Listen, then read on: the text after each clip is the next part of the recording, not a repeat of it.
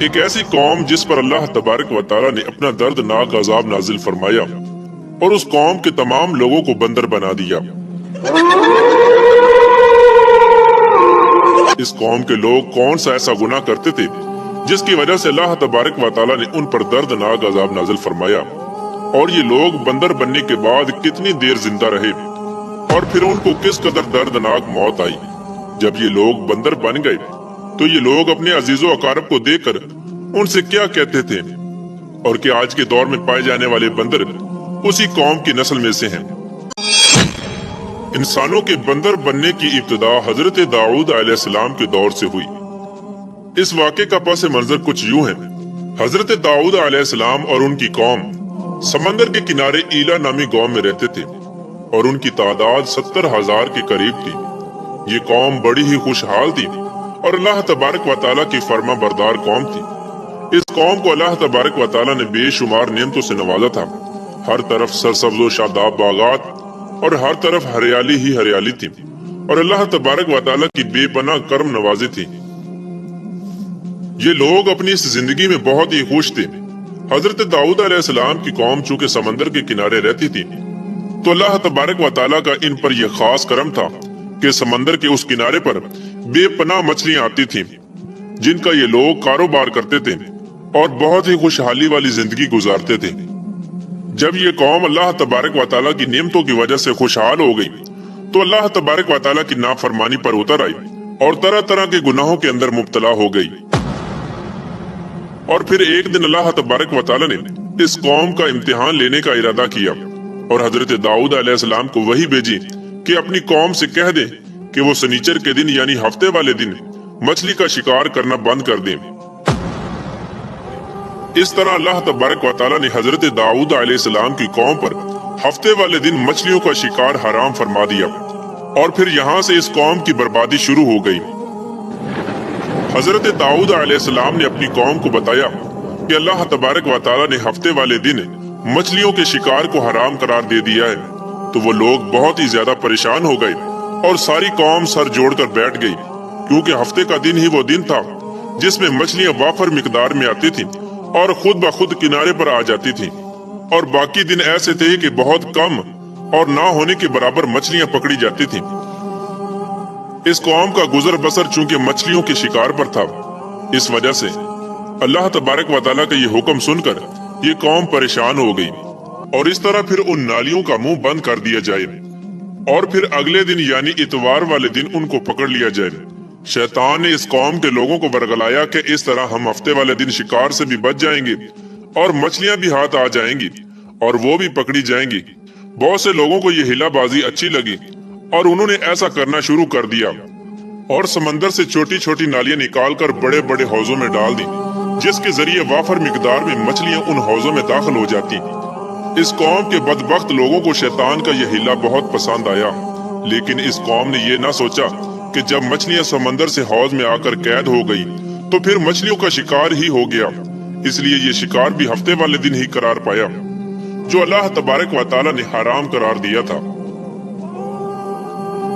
اس موقع پر یہودیوں کے 3 گروہ ہو گئے۔ کچھ لوگ ایسے تھے جو شکار کے اس شیطانی ہلے سے منع کرتے تھے اور ناراض و بیزار ہو کر شکار سے باز رہے، اور کچھ لوگ اس کام کو دل سے برا جان کر خاموش رہے لیکن انہوں نے شکار نہ کیا اور دوسروں کو منع بھی نہ کرتے تھے، بلکہ یہ لوگ منع کرنے والوں سے یہ کہتے تھے کہ تم لوگ ایسی قوم کو نصیحت کرتے ہو جنہیں اللہ تبارک و تعالیٰ ان قریب ہلاک کرنے والا ہے اور ان پر اپنا دردناک عذاب نازل فرمانے والا ہے۔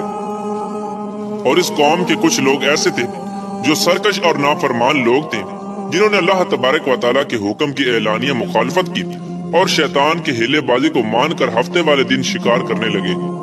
یہ لوگ اللہ تبارک و تعالیٰ کے حکم کی کھلا مکھلا مخالفت کرتے اور ہفتے والے دن مچھلیوں کا شکار کر کے ان کو کھایا کرتے اور بیچا کرتے۔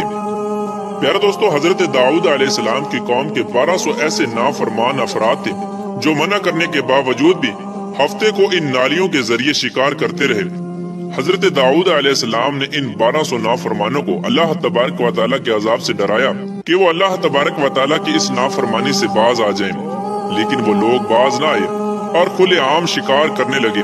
चुनांचे वो लोग जो इस बात को बुरा जानते थे, उन लोगों ने अपने और इन नाफरमानों के दरमियान एक दीवार खड़ी कर दी, जिसकी एक तरफ वो 1200 नाफरमान रहते थे और दूसरी तरफ वो लोग थे जो शिकार से बाज रहे।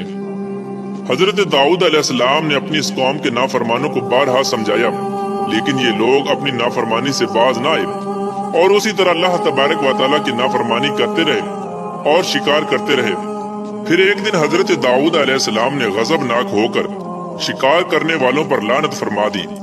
उसका असर ये हुआ कि एक दिन खताकारों में से कोई भी अपने घर से बाहर ना निकला। ये मंजर देखकर कुछ लोग उनकी दीवारों पर चढ़ गए ताकि मालूम हो सके कि वो लोग किस हाल में हैं। जब उन लोगों ने उन नाफरमानों को देखा तो वो सब के सब बंदर की सूरत में मसख हो चुके थे। अल्लाह तबारक व तआला ने उनकी नाफरमानी की वजह से उन पर अपना दर्दनाक अजाब नाज़िल फरमाया और उनको इंसानों से बंदर बना दिया।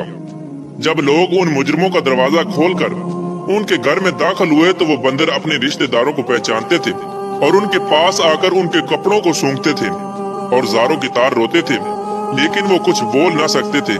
अल्लाह तबारक व तआला के इन नाफरमान बंदर बन जाने वाले लोगों की तादाद 12,000 थी। इन 12,000 लोगों ने अल्लाह तबारक व तआला की नाफरमानी की और अल्लाह तबारक व तआला ने इनको बंदर बना दिया।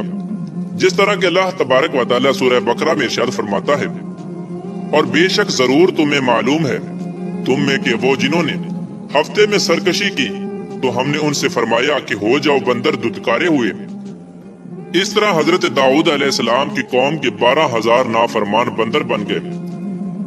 ये लोग 3 दिन तक जिंदा रहे और इस दौरान ये कुछ न खा सकते थे और न ही पी सकते थे, बल्कि यूं ही भूखे प्यासे सब के सब हलाक हो गए और 3 दिन के अंदर सब के सब मारे गए। और वो लोग जो इन नाफरमानों को अल्लाह तबारक व तआला की इस नाफरमानी से मना करते थे, अल्लाह तबारक व तआला ने उनको इस अजाब से सलामत रखा। और वो लोग जो इस शिकार को बुरा जानकर खामोश रहते थे, अल्लाह तबारक व तआला ने उनको भी इस अजाब से सलामत रखा। प्यारे दोस्तों, अब बात करते हैं कि आज के दौर के बंदरों में से क्या कोई बंदर उनकी नस्ल में से भी मौजूद है, या आज के दौर में पाए जाने वाले बंदर उन्हीं बंदरों की नस्ल में से हैं। इसके मुताल्लिक रिवायात में आता है कि हजरत अब्दुल्ला बिन मसऊद रज़ियल्लाहु ताला अन्हु से रिवायत है कि हुजूर पाक सल्लल्लाहु ताला अलैहि वसल्लम से किसी ने सवाल किया कि आज के बंदर क्या हजरत दाऊद अलैहिस्सलाम की कौम से हैं? तो हुजूर नबी करीम रऊफ़ुर रहीम सल्लल्लाहु ताला अलैहि वसल्लम ने इरशाद फरमाया कि अल्लाह तबारक व तआला जिस कौम पर अजाब भेजता है या उनकी शक्लों को मसख करता है, तो ये अजाब उन्हीं पर होता है जिन पर वो अजाब नाजिल हुआ था, और उसके बाद अल्लाह तबारक व तआला उन लोगों को हलाक कर देता है और उनकी आगे नस्ल नहीं बढ़ती।